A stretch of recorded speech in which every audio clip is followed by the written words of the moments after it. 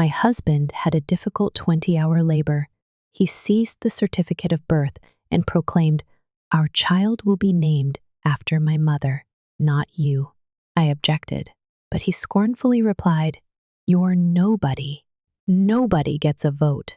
The nurse looked across at me and whispered, "Would you like me to inform him?" Was it true? My pulse raced as his words echoed in my mind. Everything came crashing down for my spouse. Mark, not his real name, and I had spent 6 years together as a married couple. I believed our relationship was strong. I should have paid more attention to the warning signs, though. The indicators were there. I knew Susan, Mark's mom, disliked me. She was that type of lady who turned every discussion into a performance.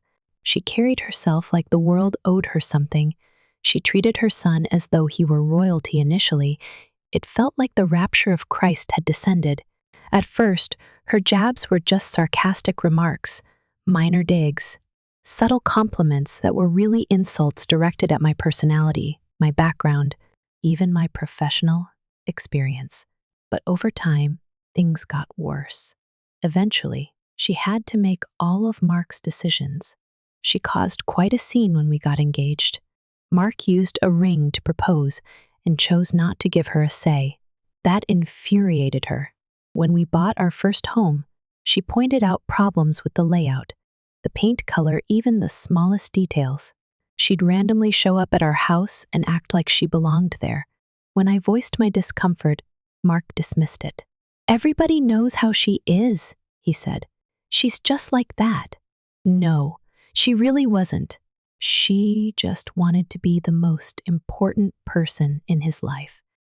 The fact that he had chosen me convinced her that she was being pushed out. I hoped things would improve once I got pregnant. I was truly hopeful. But when Susan found out, she went into overdrive. Suddenly, she had opinions on everything. She hated every baby name I liked. She insisted I follow her pregnancy diet plan, which was so over the top it was almost laughable. She even demanded to choose my OB-GYN, just in case my current doctor wasn't good enough. Mark didn't push back. He just kept showing her what a loyal son he was. It wasn't until I hit my 6th month of pregnancy that Susan said something that still gets under my skin. With my hormones boiling, I locked eyes with her. She calmly said she hoped the baby would look like Mark's side of the family. "My features," she said, "shouldn't be worn by a girl." Mark didn't say anything. That silence changed something in me. My due date was close to our wedding anniversary. The 20 hours of labor were unbearable. My whole body was wrecked. And Mark, well, Mark wasn't really present. Physically, sure, he was in the room. But emotionally, mentally, no. He stared at his phone, played games, even answered 2 calls from his mother, and then left the room to get coffee, all while I was screaming in agony. Finally, our daughter was born, but I barely got to hold her before Mark took the birth certificate papers the nurse had signed. He ignored my questions about the name. "Our daughter will inherit my mother's name," he said, like it was a decree. I thought he was joking. He wasn't.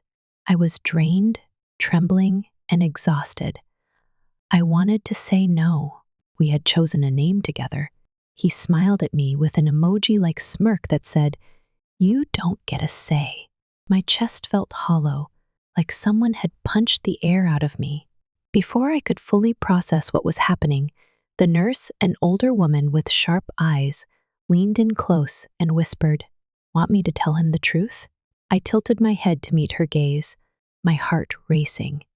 I didn't understand what she meant, but as I saw her expression shift, something in me told me that everything was about to change. Mark was smirking like he had won some kind of game, drawing doodles on the birth certificate form. Feeling the shift in the room, I forced myself to speak up. "What do you think of my soft but assertive voice?"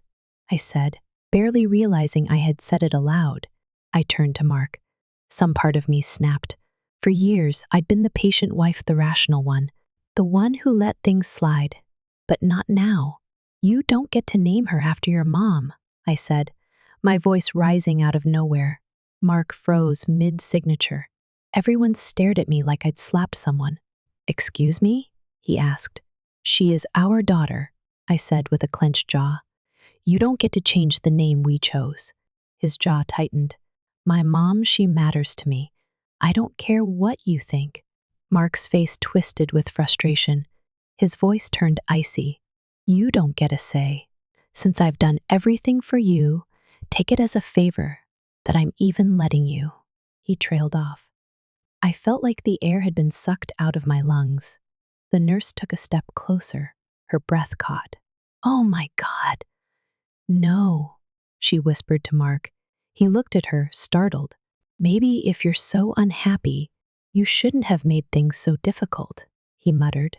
All you could focus on while pregnant was one thing. You don't even get to hold my child, he added coldly. You have no say, I broke down, and to my surprise, the nurse followed. She calmly took the clipboard from Mark's hands. You don't talk to her like that, she said, voice firm. Mark's head snapped toward her, confused. What on earth? But the nurse didn't waver. She flipped through the papers, her gaze sharp. You're lucky she doesn't know, she started, with an eerie calm. Suddenly, I realized he had hidden something from me. The nurse muttered under her breath, You need to check the documentation. Her words hit me like a train. While I was pregnant, I had trusted Mark to handle everything. I hadn't questioned him. Now I was parched with dread. My throat dried as I turned to face him. What did you do? I asked, my voice barely a whisper. Mark's hands clenched, sweat pooling in his fists. He started breathing heavily. The nurse let out a breath. I've seen this before, she said. Women trust their husbands to take care of things. And then they find out. They're not even listed as the primary guardian. I froze. And so did Mark. Have you ever seen someone try to take control in a way that shocked you? I'd love to hear your thoughts or stories in the comments below. When we were getting ready to leave the hospital, I chose to ignore him, but I had to confront the insurance records. I was trembling, but I knew I had to act. He lost it. He couldn't understand what was happening. Then, he began trying to spin the story. The nurse crossed her arms in front of her chest. Would you like me to tie this up for you? She asked. I can correct it now. Mark's face contorted with anger. No, you can't. You just handed the forms to me. Birth control? You're not in charge, the nurse replied, staying calm as Mark's jaw quivered. My own body stayed still, but inside, I was buzzing. When I first saw the birth certificate, I didn't feel anger. I felt dread, deep, aching anxiety. The nurse gently asked, Would you like to see the records? I didn't hesitate. Yes. Mark chuckled bitterly. You want the truth? You were never meant to see them. When the nurse stepped away to retrieve the file, the space felt like it shrank. The air got heavier. Mark ran his fingers through his hair, looking panicked. You don't understand how hard this has been for me, he said, trying to act like a victim.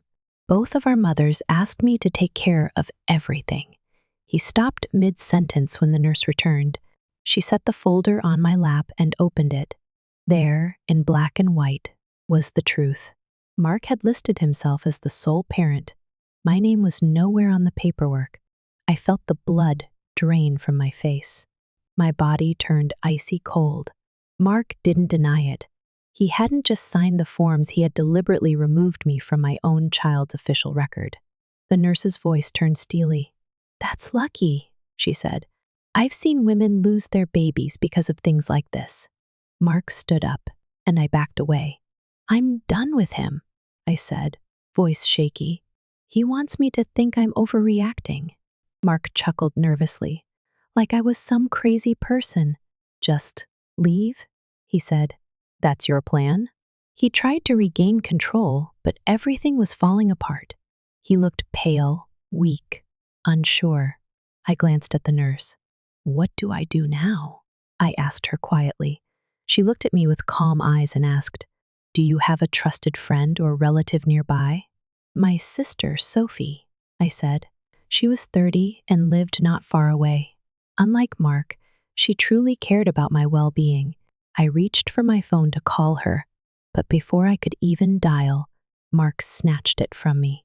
"You're not doing this," he growled. The nurse stepped forward, her voice sharp. "Give it back to her, now." Mark hesitated, then tossed the phone onto the hospital bed. I picked it up, ignoring his muttering about how I was making a mistake. I called Sophie. She answered on the second ring. "Hey, how are you?" she said. "How's the baby?"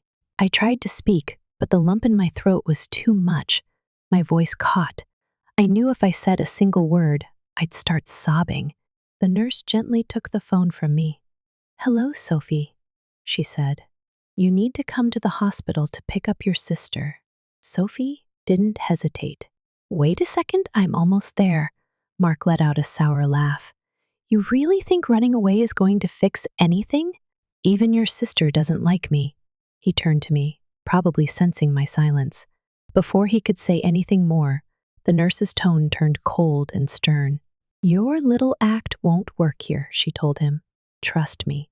The staff here won't go easy on a man who tries to steal a baby." Mark clenched his fists. I could feel the heat radiating from him, but this time he was silent. He had no comeback. "Can we update the papers and submit them properly?" I asked the nurse. She nodded.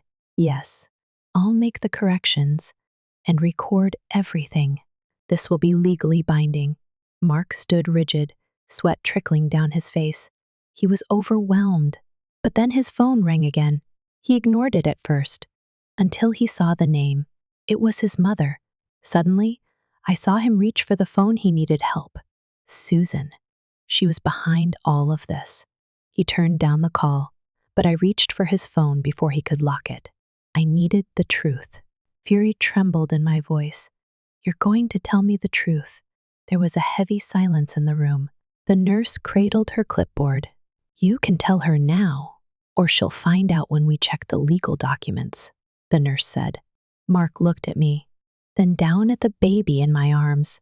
For the first time, I saw something flicker in his eyes, remorse, maybe. "What did you do?" I asked, clutching our daughter closer. He reached for his phone, but I stopped him. "You want the truth?" he snapped. "Fine." I was told to check that the baby was registered under my name only. My heart dropped. "Would you ever consider leaving me?" he asked, as if that was the issue now. The room spun. I clutched our baby tighter. The nurse's voice shook. "Find me a lawyer," I said. Her expression turned firm. "The legal system won't favor him. Not after what he's done. He may have money, but you have the truth." Mark's jaw tightened. The plan had been to steal my child. That had been Susan's goal all along. The most heartbreaking part? Mark had agreed. He ran a hand down his face, mumbling, "You don't respect my mother." The nurse inhaled sharply. "You tried to steal your child," she said. "That's not love. That's control. Even when you feel powerless, standing your ground and seeking help can change everything. Trust your instincts, especially when someone tries to take control of what matters most." Have you ever witnessed someone try to rewrite your reality? Feel free to share your story, or just leave a heart in the comments. The nurse gestured for me to come closer. "We're going to deal with this immediately," she said. She left to gather my documents. It looked like the hospital was about to involve the room manager. Mark shifted his attention nervously. "This is getting out of hand," he mumbled. "But we can figure it out." I held our baby tighter. He wasn't looking at me anymore, and I realized he didn't see me as her mother. But I was. I was her mother and her father, all in one now. I would protect her, no matter what. Unlike him, I wasn't going to use her as leverage. He stood there, jaw clenched. "You're making a huge mistake," he warned. No, I said quietly. My only mistake was trusting you. Just then, Sophie walked in. The moment she saw my face, she stopped cold. What the hell is going on? She asked. Before I could respond, Mark's phone buzzed again. This time, Sophie grabbed it before he could get to it. She glanced at the screen. It was his mom calling. Again. But there were messages too. She knew the passcode, and what she found made her face go pale. Her hands fumbled slightly as she turned the phone screen toward me. Everything shifted in that moment. There were messages between Mark and another woman. I can't wait to see you again after the baby's born, one said. When she finds out, she'll lose everything, said another. We'll finally be free. Sophie's face turned red. Are you kidding me? She barked. You're actually serious about this? I stared at Mark. His face had gone completely white. The notifications kept coming in, my vision growing blurry with rage. He hadn't just tried to take my child. He had planned it. For months. While I was carrying his baby, he was preparing to leave me for someone else. And Susan had known. She had helped him. She had even picked out the woman, a longtime family friend's daughter, the same woman she had pushed him to marry before he met me. I wasn't even surprised anymore. This wasn't about love. It was about control. A calculated plan to rip my child away and erase me. Something inside me cracked. I stood, my body still aching from birth, and hurled the phone onto Mark's chest. He didn't move. The room fell quiet. Sophie let out a bitter laugh. You think this is some misunderstanding? She asked. You and your mom were planning an entirely new life behind her back. Mark said nothing. He didn't have to. It was all right there on the screen. I couldn't even process it all. I just kept looking at him, this man who had promised to protect me, to love me. And now he had betrayed me in the cruelest way. And then it got worse. I reached for the hospital documents, my fingers trembling. I didn't want him to have a say anymore. I didn't want him to have power over either of us. I tore through the forms. My fury was shaking through every breath. Then, as the door creaked open, Susan walked in. She paused for a moment and scanned the room. Her eyes landed on me with the shredded documents in my lap, and then drifted to the phone screen. Still lit up, her lips curled into a tight smile. Well, she said calmly. I guess there's no point pretending now, Sophie scoffed. Wow, that's insane. Are you seriously not going to apologize? I asked, stunned. Susan raised a brow. Apologize? For what? That was when I realized she wasn't sorry, not even close. This had never been a moment of panic for her. It was a strategy, a long game plan that she thought was about to pay off. I glanced at Mark. He looked at her, swallowed hard, and still said nothing. Susan stepped forward. Sweetheart, she cooed in that falsely soothing tone. You have to understand this is what's best for the baby. I balled my fist. The best thing I can do for my daughter is keep her far away from you. Susan let out a little laugh. Don't be dramatic. You don't have the means to raise her on your own. Oh, shut up, Sophie snapped. If you think she's going to give up her daughter just because you two schemed behind her back, you're the foolish one. Susan looked to Mark. Let your mother handle this, she whispered. You've always known I have your best interest at heart. And for a second, I saw it. Mark was hesitating. He had spent his whole life under her thumb, doing everything she said, and now, when he needed to be a man and step up, he was frozen. I leaned in close. If you go through with this, I whispered, I will destroy you. He blinked. You don't? I will take you to court. I will expose the false insurance documents, your affair, your attempt to take my child.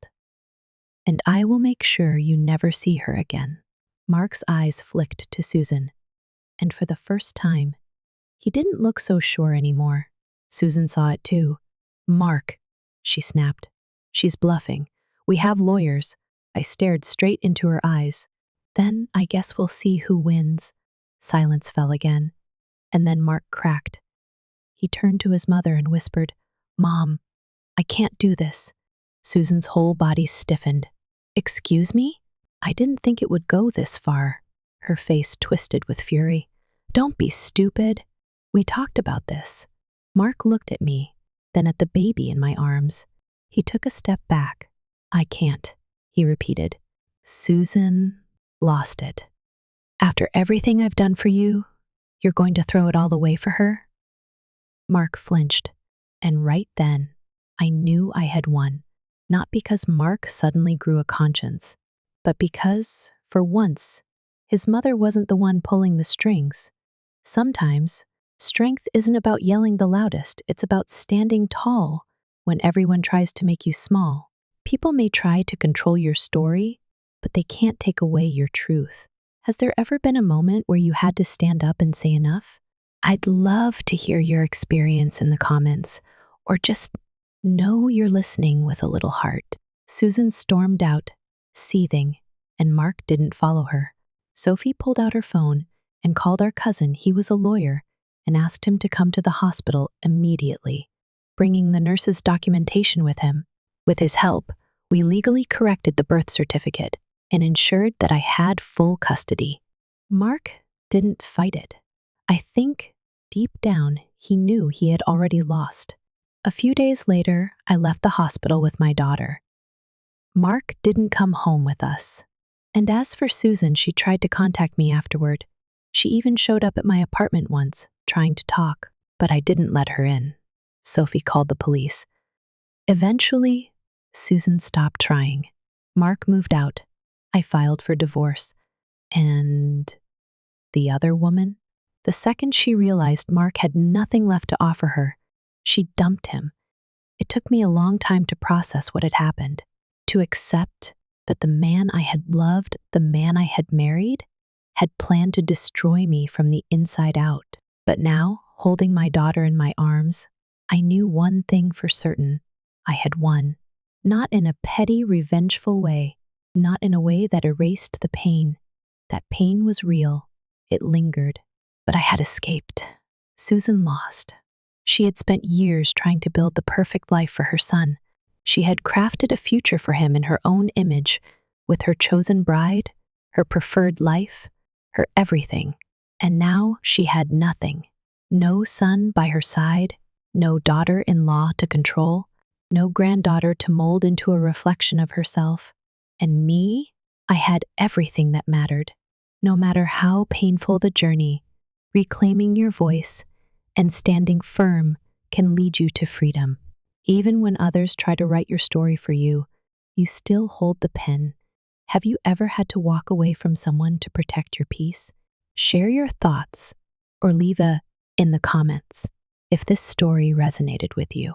There comes a time in life when we must choose between staying silent or standing up for ourselves, for our dignity, and for those we love. This story reminds us that even in moments when we feel powerless, we can still find strength in truth and courage in love. The betrayal this young mother experienced wasn't just about deception. It was about control, manipulation, and the devastating realization that trust had been broken where it mattered most. But she didn't crumble. Instead, she protected her child, reclaimed her voice, and refused to let someone else define her future. Many of us have known what it feels like to be overlooked, dismissed, or underestimated, especially when we've spent years sacrificing for others. But age has taught us that self-worth isn't granted by others. It's something we carry within us, and it shines brightest when we're faced with darkness. If this story stirred something in your heart, if it reminded you of a time you stood your ground, or wished you had, please take a moment to share. Your wisdom could comfort or guide someone who's still finding their strength. What part of this story stayed with you the most? Let's talk in the comments below.